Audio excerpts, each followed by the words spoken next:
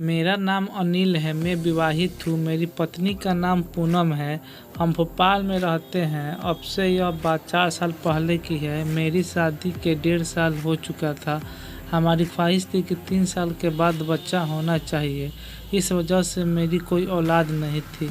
मेरी बहुत ही अच्छी जॉब थी। हम बहुत ही खुश रहते थे और साथ ही हम लोग अपने मामा जी के मकान में रहते थे। हमारे मकान के सामने भी एक मकान था जिसमें 34-35 वर्षीय पांडे जी अपने 30 वर्षीय पत्नी और एक 5 वर्षीय बेटा के साथ उस मकान में रहते हैं। वह एक प्राइवेट बैंक के मैनेजर हैं और ज़मीन का काम जब करते थे। पंडित जी की बीवी को मैं भाभी जी कहकर बुलाता था। वह भी मुझे बहुत ही मानती थी। अब से 4 माह पहले तक मेरी जॉब बहुत ही अच्छी चल रही थी, पर 4 माह पहले एक केस में मुझे सस्पेंड कर दिया गया था, जिसकी वजह से घर में बहुत ही परेशानी होनी शुरू हो गई थी। कभी कभार ज़रूरत पड़ने पर मैं पांडे जी से लेन देन कर लेता था और इत्तेफाक पांडे जी भी अपने भाई के घर 2 दिन के लिए सतना जाना पड़ता। उन्होंने मुझे बताया, तुम्हारी भाभी को मैंने कह दिया है, वह तुम्हें पैसा दे देगी। मैं अपने घर आ गया। शाम 7 बजे दरवाजे पर घंटी बजाने पर दरवाज़ा खोला तो सामने भाभी जी खड़ी थी। मैंने नमस्ते की और अंदर आने को कहा तो भाभी जी ने कहा, मैं अभी बाद में आऊँगी, अभी नहीं, फिर किसी दिन तुमसे घर आऊँगी, और वहाँ से चली गई। उनकी इस हरकत से मुझे पूरे शरीर में बिजली सी दौड़ पड़ी थी। समझ नहीं कि शायद पहली बार किसी गैर मर्द ने मेरा हाथ पकड़ा है, इसलिए ऐसा हुआ है। एक दिन शाम को उनका बेटा आकर बोला, मम्मी ने आपको बुलाया है आपकी जॉब के बारे में बात करने के लिए। मैंने कहा, ठीक है, मैं आ रहा हूँ। रात के करीबन 8 बज रहे थे। भाभी जी ने मुझे मिलने के लिए अपने घर बुलाया था।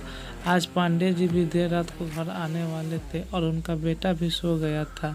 भाभी जी ने उस समय अपना शरीर से चिपक हुई बात कर रही थी। मैक्सी पहनी हुई थी। भाभी जी ने अपने स्टडी रूम में मुझे अपने पास बैठने के लिए कहा। मैं वहां बैठ गया। भाभी जी अपने कंप्यूटर में कुछ कर रही थी और मुझसे अपने ऑफिस के डिटेल्स मांग रही थी। मैं बता ही रहा था कि भाभी जी ने बोला कि मेरे आपके ऑफिस में डायरेक्टर जनरल से जान पहचान है, कहोगे तो मैं मामला साफ करा सकती हूँ। तो मैंने कहा, ठीक है। कुछ देर तक घर के खर्चे के बारे में बात करने के बाद मैंने इजाज़त मांगी तो वे 1 मिनट कहकर कमरे से बाहर चली गई। मैंने कंप्यूटर की तरफ देखा तो स्क्रीन में खड़ी भाभी एकदम किसी हीरोइन की जैसी लग रही थी। उस मंजर में मैं खो गया। मुझे कुछ पता ही नहीं चला कि मैं कहाँ हूँ, क्या कर रहा हूँ या क्या कुछ नहीं कर रहा हूँ। चलिए कि भाभी जी मेरे पीछे आकर खड़ी हो गई, मुझे कुछ पता ही नहीं चला।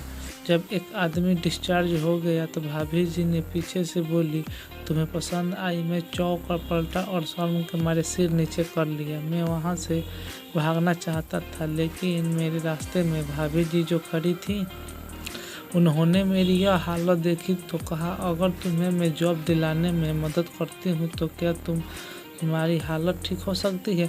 मैं बोला, हाँ, मुझे जॉब मिलेगी तो मेरी हालत बहुत ही अच्छा हो जाएगी, नहीं तो मुझे गांव जाना पड़ेगा भाभी जी। तब भाभी जी अपने दोनों हाथ हमारे सामने मेरे कंधे पर रख दिए और रखते हुए कहा, मैं तुम्हें जॉब दिलवा सकती हूँ, किंतु तुम्हें मेरी एक बात माननी होगी। तभी मैंने उनकी नीयत समझ गया कि वो क्या कहना चाहती हैं और क्या हमें मांगना चाहती है, और मैं भी यही ही चाहता था। और इस कहानी का पार्ट 2 चाहिए तो कमेंट कीजिएगा, तो इस कहानी के पार्ट 2 ला दूँगा। और ऐसे ही कहानी को सुनने के लिए हमारे चैनल को सब्सक्राइब ज़रूर करें।